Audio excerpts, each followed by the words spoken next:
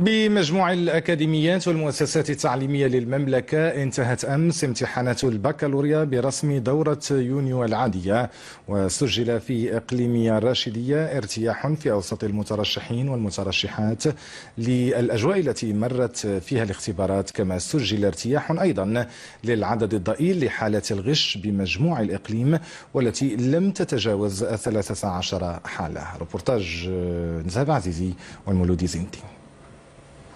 في اليوم الأخير من عمر الامتحان الوطني للبكالوريا، المترشحون والمترشحات أكدوا أن الأجواء ملائمة وأن مستوى المواضيع كان في المتناول، لكن تمت صعوبات سجلت في بعض المواد العلمية على الخصوص.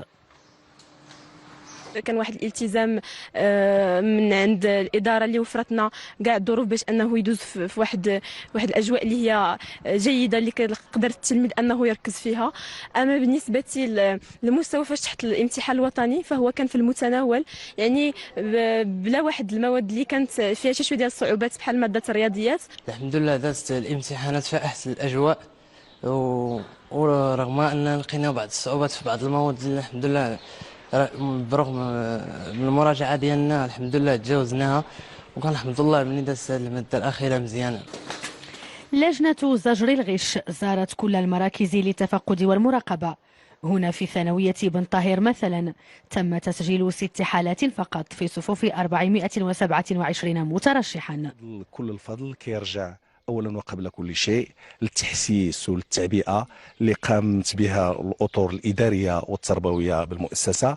كذلك كاينه لجنه اللي كتسمى اللجنه المحليه لزجر الغش، واللي كتقوم بشكل هادئ وبشكل مسؤول في مراقبه الاجواء التي تمر بها الامتحانات. يمكن ان نجزم هذه السنه ونقول بانه المؤسسات التعليميه بالمديريه الاقليميه بالراشديه هي مؤسسات بدون غش، لانه سجلنا حالات ديال 13 حاله على هذا المجموع ديال الحالات، وهي غير حالات عاديه جدا ديال الغش، الا انه هنا لابد باش نشيد بانه التعامل ديال التملك ديال هذه العمليه هذه والرفض ديالها من خلال التلاميذ هما براسهم، من خلال الاباء ومن خلال الاطر التربويه ديالنا على مستوى الاقليم. 13 حالة غش من مجموع 5700 تلميذ في إقليم الراشدية، نتيجة أولى أرضت الجميع في انتظار ظهور نتائج امتحان البكالوريا.